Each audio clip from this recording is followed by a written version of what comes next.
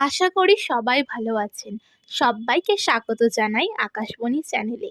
আপনাদের আমি কালকে চিলি পানিরের রেসিপিটি দেখিয়েছিলাম। আজকে আপনাদের আমি দেখাবো চিলি পানিরের সাথে মেথির রুটি। রোজ তো আপনারা একই ধরনের রুটি খান। আজকে না হয় মেথির রুটি খাবেন? চলুন দেখা যাক রেসিপিটা। প্রথমে আমরা মেথিগুলোকে ভালো করে ধুয়ে রেখেছি।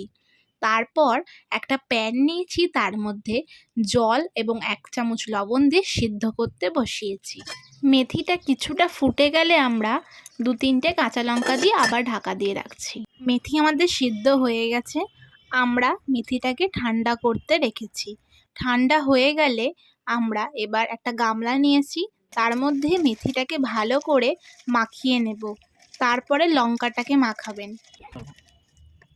ভালো করে মাখানো হয়ে গেলে তার মধ্যে আমরা জল দিয়ে ভালো করে গুলিয়ে নেব। মেথিটাকে ভালো করে গুলিয়ে নেবার পর আমরা এর মধ্যে আটাটা দিয়ে দিচ্ছি।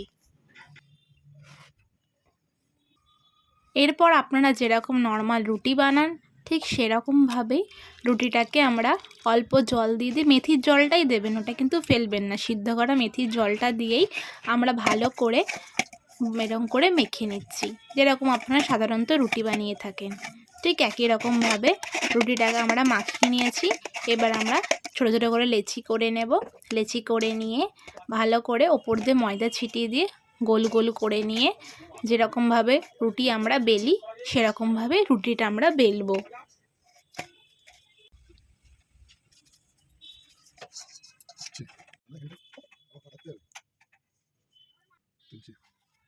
রুটিগুলো বেলে নিয়ে আমরা এক এক করে থালায় তুলে রাখছি।